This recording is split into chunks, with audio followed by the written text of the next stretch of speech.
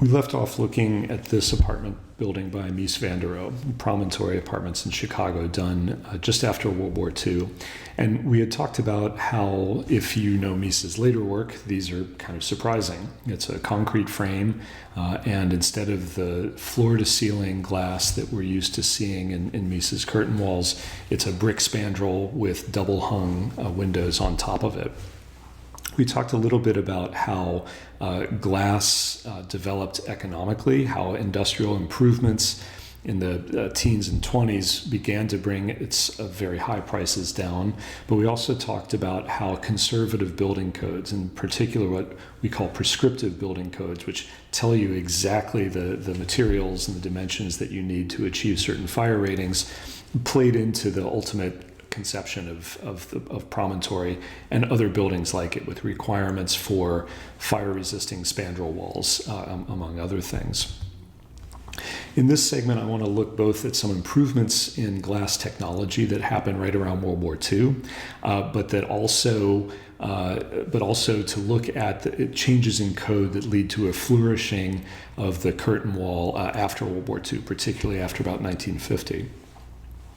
First, to talk about improvements in glass. We see, as we talked about in the lecture on glass a couple of weeks ago, that there are more efficient both furnace techniques and polishing techniques that bring the price down in the early decades of the 20th century. There is a mechanization of the process that replaces a lot of the labor-intensive movement and polishing with mechanical equivalents. And there's a gradual change to electric furnaces. Like the automotive industry, like many other industries, the glass industry begins to rely more on electricity and less, in this case, on natural gas, which is subject to commodity pricing. It can undergo price spikes, whereas electricity tends to smooth that out and tends to be much cheaper. So all of that brings the cost of glass down a bit. But there's also the added advantage that in World War II, glass is a material that is necessary for all kinds of wartime materiel, bombers, jeeps, this sort of thing. And the overproduction of glass, like the overproduction of a lot of other materials in the early years of the 1940s, creates this economic flywheel effect, where there is overproduction and therefore after the war, implosive pricing, because the supply remains high while the demand falls. There are other technical developments, of course, that the wartime pressure creates, and those can be applied or transferred to the civilian market fairly easily after 1945.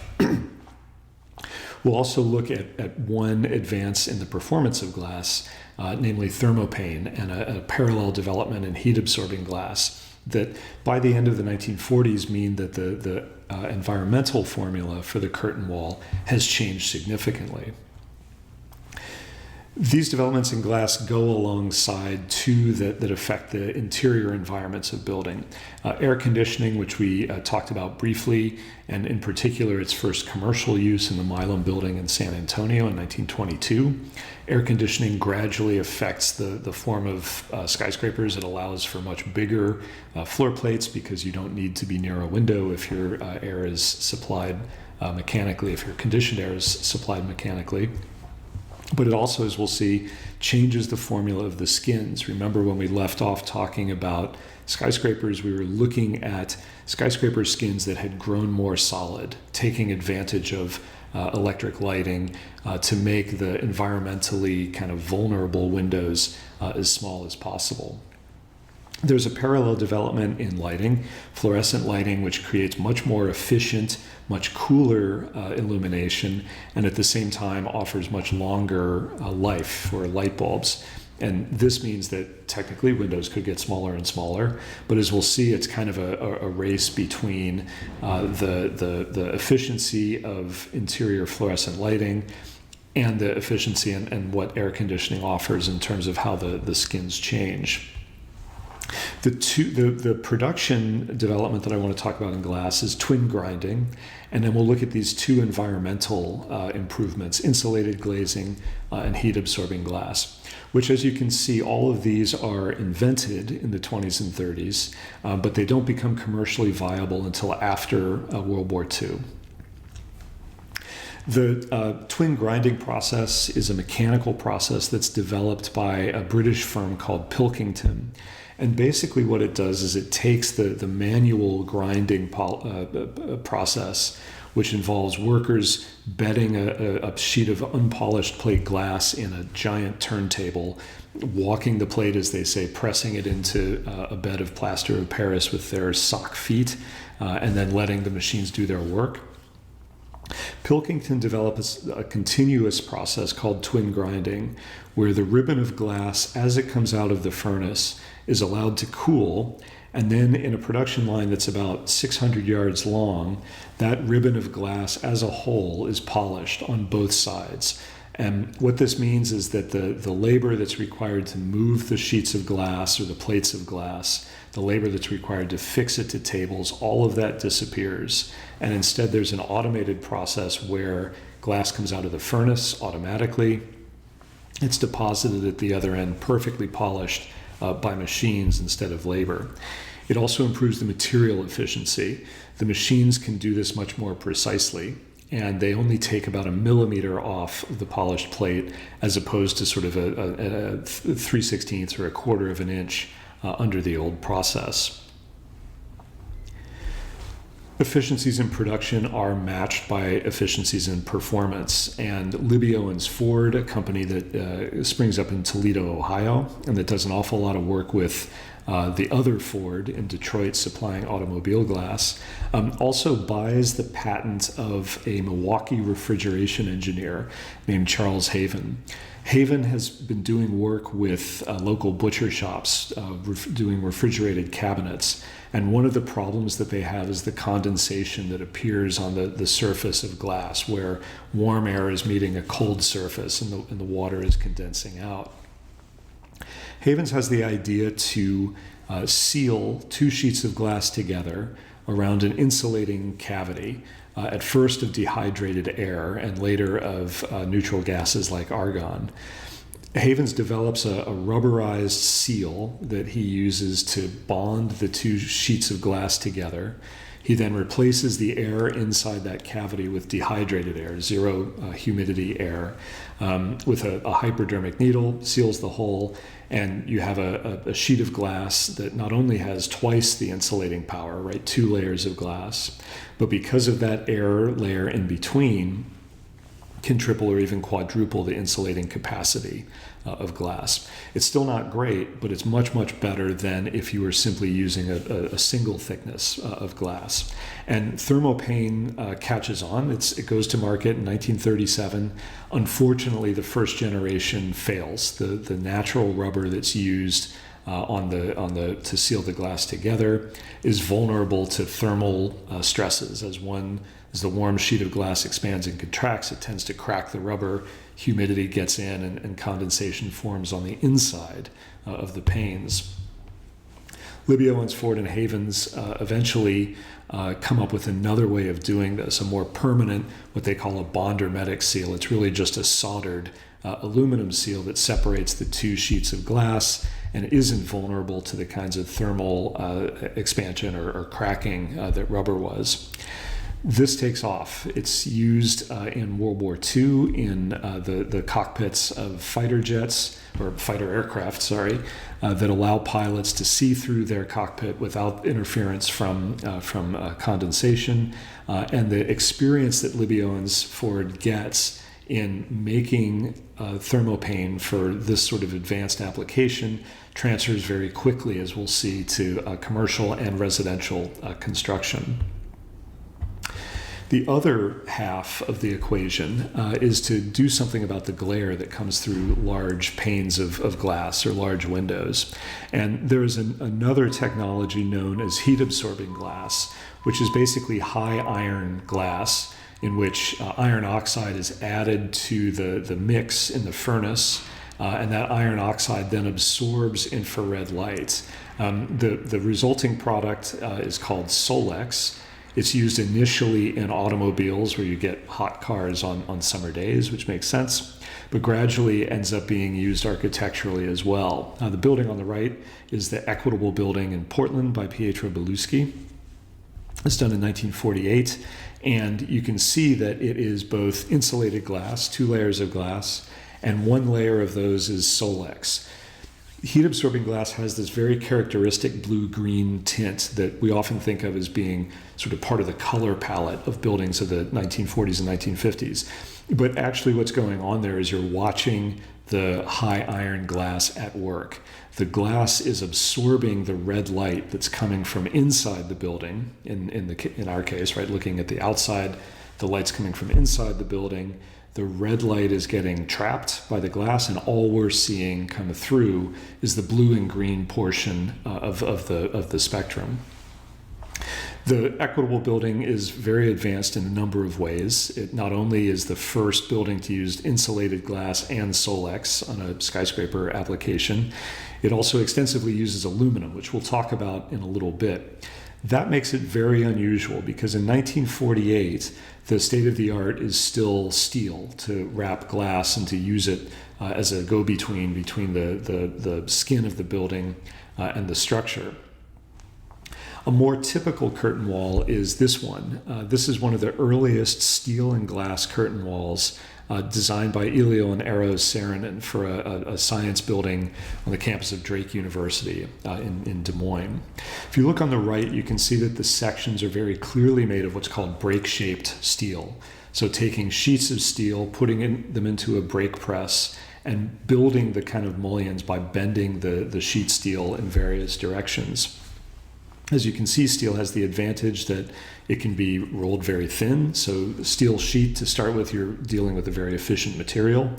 And with break shaping, you can develop sections that are not only strong, right, that have a good section modulus or good resistance to bending, but also reasonably agile, can bend around things like window frames, as you see in both of these, right? The steel mullion is designed to accept steel-wrapped timber window frames, right, which gives you some idea of the level of technology. We're still using wood as the core for the windows themselves.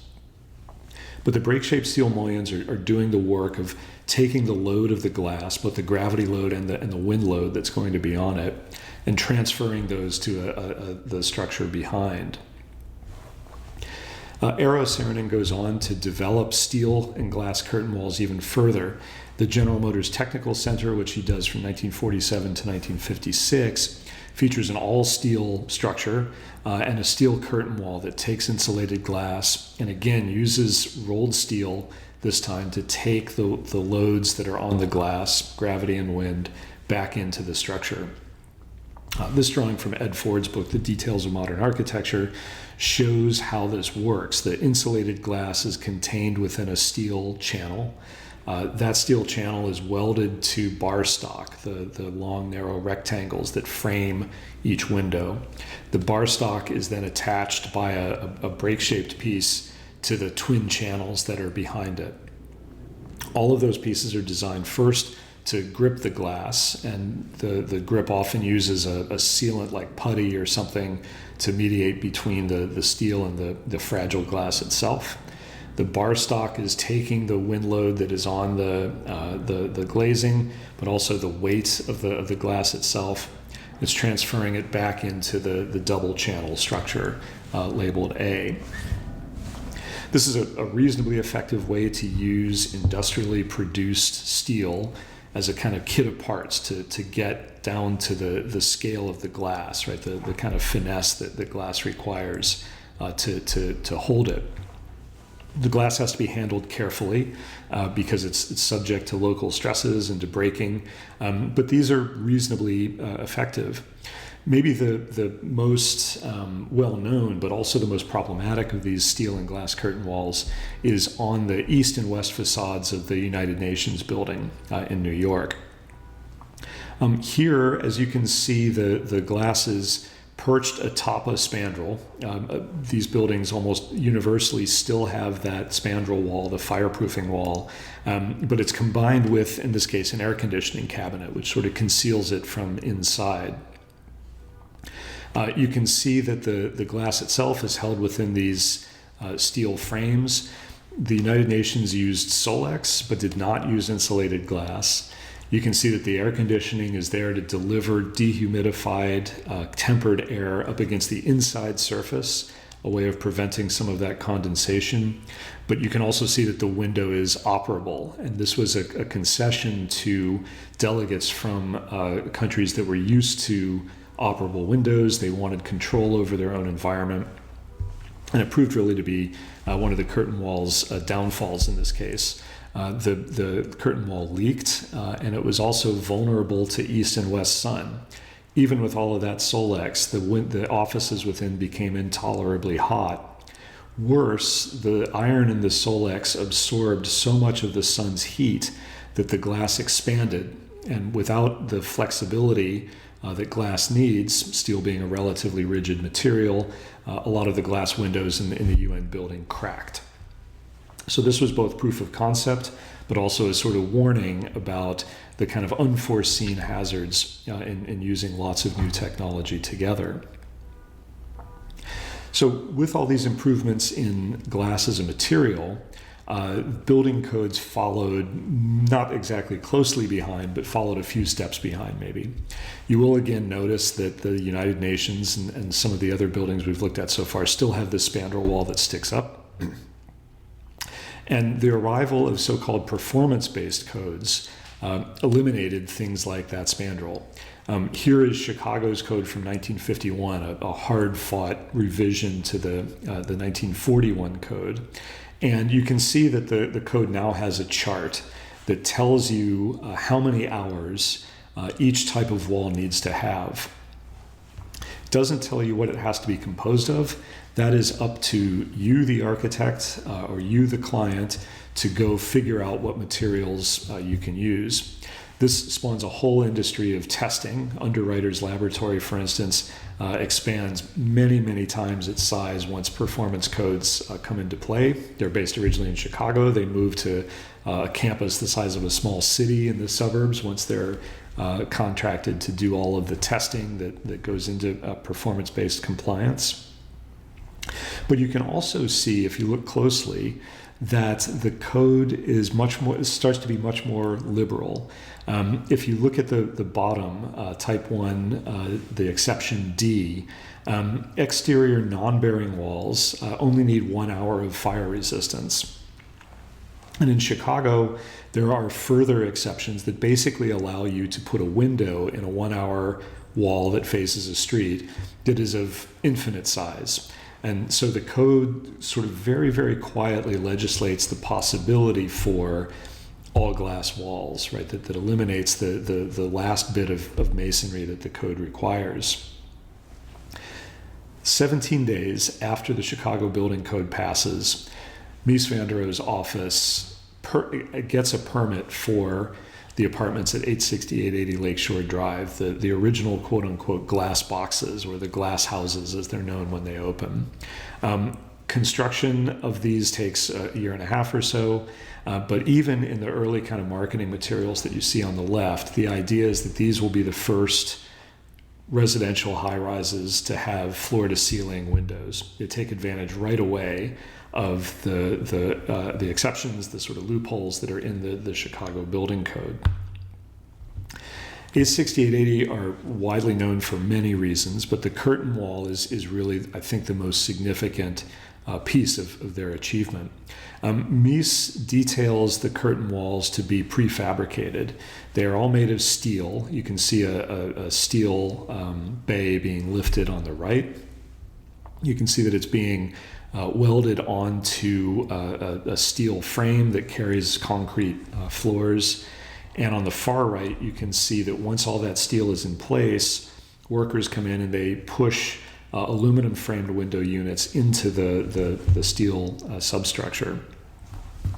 This is a very, very clever kind of breaking down of the curtain wall into its component parts, but also a minimalist approach, right? Remember, Mies is obsessed with this idea of almost nothing. And that applies not just aesthetically, but that also applies, I think, to the construction. He wants to simplify the construction to its barest essence, to make, in this case, the most efficient way of putting glass onto a building he can. And that is going to involve these prefabricated steel bays and then a separate set of prefabricated windows that can be easily installed into those. On the left, you can see a cutaway showing both the rolled steel structure and the steel curtain wall that's put on top of it. There is a low radiant heating device that runs along the base of the windows. But other than that, between the floor and the ceiling, the window walls are all glass. The building is a moment frame structure. There's a concrete that is applied to the exterior of the steel that is mostly there for structural purposes, but that helps with the fireproofing. The inside of the columns is clad in fireproof gypsum lath board. And on the right, you can see that Mies uses industrially produced rolled I-beams as the basis for these framed prefabricated bays. They offer a little bit of wind resistance. They offer some stability as the building is being completed. But mostly for Mies, they are an architectural device, right? They give a regular grid over the surface of the building that works with the kind of meter or rhythm of the structure. On the right, the kind of famous trick that Mies has of making the end windows in a bay of 4 just slightly narrower, so that those I-beam mullions, the lightweight I-beams, have a regular cladding grid, and they frame over the top of bits of structure that are wider than the mullions, right? So the little I-beams are on a regular grid, the structural I-beams are on a regular grid. The two of them kind of merge into this superimposition of grids that gives us a kind of 4/4 rhythm, if you like. On the left, you can see the real advantage of this, right? That the workers are able to frame about a floor of windows a day because everything is prefabricated. It can be relatively unskilled labor. The buildings don't require exterior scaffolding. All of this work can be done from inside, from the safety of the concrete floor on the interior. The buildings are wildly successful. They gain all sorts of architectural press. They're very popular among the kind of professional class that the city is trying to attract downtown. The project does have its problems. There's no air conditioning supplied to the building.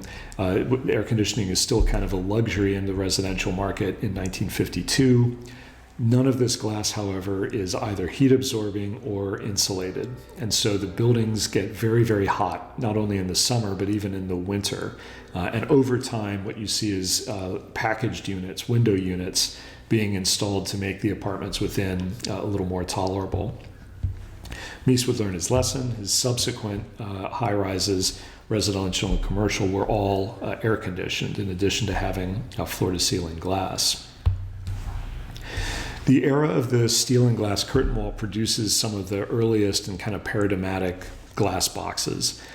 We see these springing up all across the country, but 3 in particular that I think are worth calling out in a little bit of detail are Lever House, which is maybe the most famous one in New York, Inland Steel in Chicago, Crown Zellerbach in San Francisco.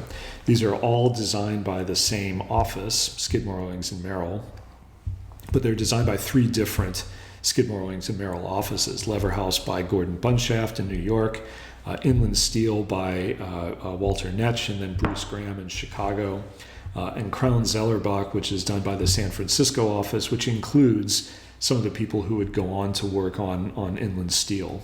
Crown Zellerbach was delayed. It was finished after, but the initial designs were done before Inland Steel. And you can really watch the evolution of the curtain wall happen through these 3 buildings.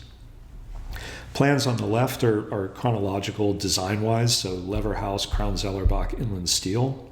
Lever House is done early enough that New York's building code has not caught up with glass production. And in fact, even though Lever House is called the quote-unquote glass box, as you can see from the spandrel detail on the right, it has this fire-resistive spandrel wall that not only goes up from the floor, but also goes down from the floor. New York building code requires 6 feet separation between quote-unquote windows. And as a result, even though Lever House has an all-glass exterior, you can see the dark bands, the double bands of dark glass that go between each floor. That is a 6-foot spandrel. And that glass is actually built in front of upstand and downstand brick walls. Like some of the other buildings we've looked at, United Nations, Equitable, these brick walls are disguised. They're covered up by an air conditioning cabinet that supplies heated or cooled air depending on the season, but they're definitely there, right? And so Lever House, I think of as a brick-clad building with a glass skin over the top of it. And here you see in this cutaway the brick that disguises, or the brick that is disguised, sorry, by the spandrel glass on the exterior and by the air conditioning cabinet on the interior. Very typical detail, but as you can see, if you know what you're looking for, it makes it very evident that Lever House is the glass box really only in name, right? Not so much in spirit. Crown-Zellerbach is done after San Francisco loosens its building code. You can see here that in this close-up that the glass goes floor to ceiling. There's an air conditioner cabinet, but it's separated now from the window, still supplying conditioned, dehumidified air to deal with the condensation problem, also the kind of problem of radiant heat loss. And it's a steel curtain wall. Again, the mullions are made out of rolled steel. Those take the weight of the glass and also any wind forces back into the building structure. And then finally, Inland Steel, which is the first commercial building in Chicago to have floor-to-ceiling glass. And here you can see the air conditioning cabinet is shrunk down to about a 2-inch toe kick right at the edge of the curtain wall.